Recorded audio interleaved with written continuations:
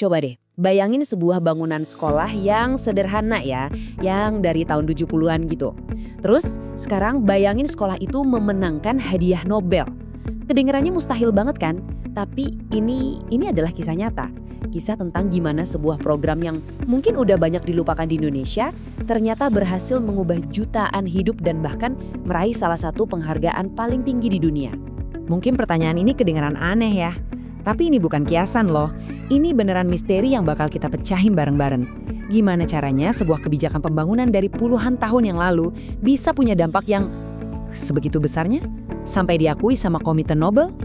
Jawabannya, jujur, bakal mengubah cara pandang kita tentang apa itu investasi jangka panjang.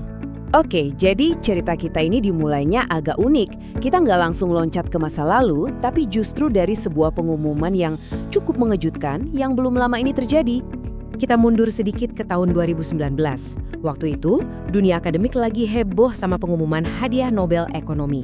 Nah, salah satu pemenangnya adalah Esther Duflo, seorang ekonom hebat dari MIT. Tapi, yang bikin kemenangannya ini jadi sangat relevan buat kita di Indonesia adalah alasan dibalik penghargaan itu. Jadi gini Duflo, itu nggak menang Nobel karena menemukan teori ekonomi baru yang rumit. Bukan. Dia menang karena sesuatu yang jauh lebih membumi.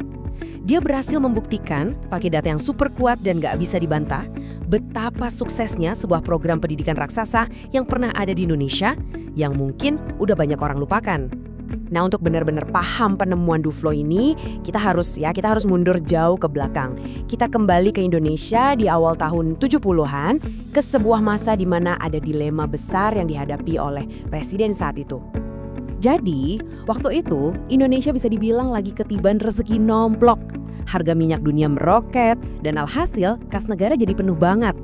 Tapi, kekayaan yang batang tiba-tiba ini justru melahirkan satu pertanyaan yang super penting. Uang sebanyak ini mau dipakai buat apa? Disinilah Presiden Soeharto berada di persimpangan jalan. Di satu sisi, ada godaan yang gede banget buat bikin proyek Mercusuar, tahu kan? Proyek-proyek megah, spektakuler, yang bisa jadi simbol gengsi.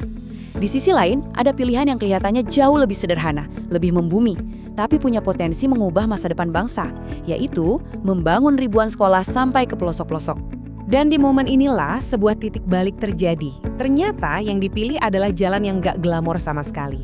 Beliau memutuskan kalau uang hasil minyak itu harus diubah jadi semen, bata, dan buku. Ya, sebuah investasi jangka panjang untuk manusianya, untuk rakyatnya. Oke, keputusan sudah diambil. Dan apa yang terjadi selanjutnya? Ini bukan sekedar rencana biasa. Ini adalah sebuah mobilisasi pembangunan dengan skala dan kecepatan yang rasanya belum pernah ada sebelumnya di sini. Eksekusinya benar-benar cepat. Jadi di tahun 1973 keluarlah Instruksi Presiden atau Inpres nomor 10. Perintahnya simpel dan jelas. Ubah uang minyak jadi sekolah. Dan luar biasanya, cuma dalam waktu 5 tahun, target yang awalnya kedengeran ambisius banget itu berhasil dicapai. Terus hasilnya gimana? Lebih dari 61.000 gedung sekolah baru. Sekali lagi ya, 61.000. Ini bukan salah ketik. Coba bayangin, puluhan ribu sekolah dibangun hampir serentak. Dari Sabang sampai Merauke, dalam waktu sesingkat itu.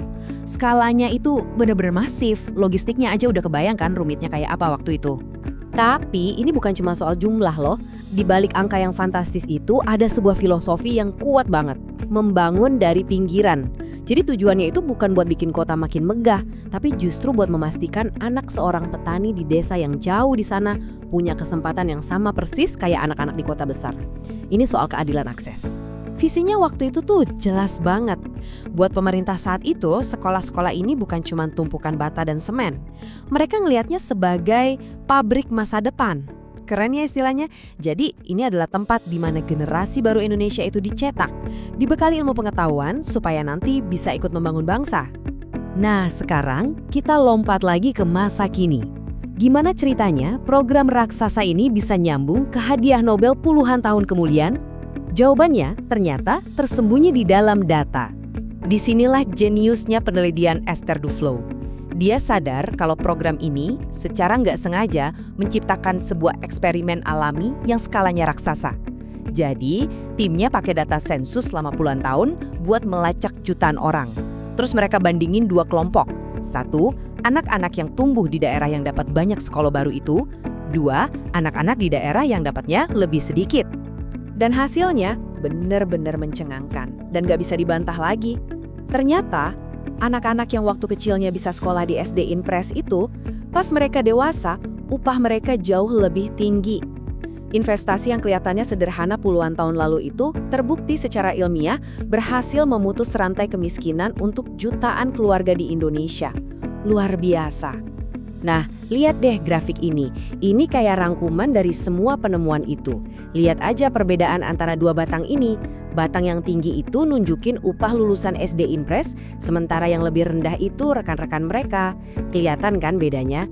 Ini bukti visual yang paling jelas, bahwa investasi di pendidikan dasar itu return-nya, keuntungannya benar-benar luar biasa secara ekonomi, bahkan setelah puluhan tahun berlalu.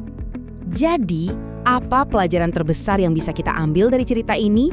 Ternyata, ini bukan cuma soal angka, bukan cuma soal data ekonomi, ada makna yang lebih dalam di baliknya. Ini membawa kita ke inti warisan dari program ini. Ini bukan soal ekonomi, tapi soal membangun martabat bangsa melalui literasi. Sebuah upaya untuk ngasih setiap anak, nggak peduli dia ada di mana, kemampuan buat baca, buat nulis, dan yang paling penting, kemampuan untuk bermimpi lebih besar. Soalnya gini, monumen-monumen yang megah, yang tinggi, suatu saat mungkin bisa aja runtuh. Tapi pengetahuan yang ditanamkan ke satu generasi, itu akan terus tumbuh dan berbuah di generasi-generasi selanjutnya.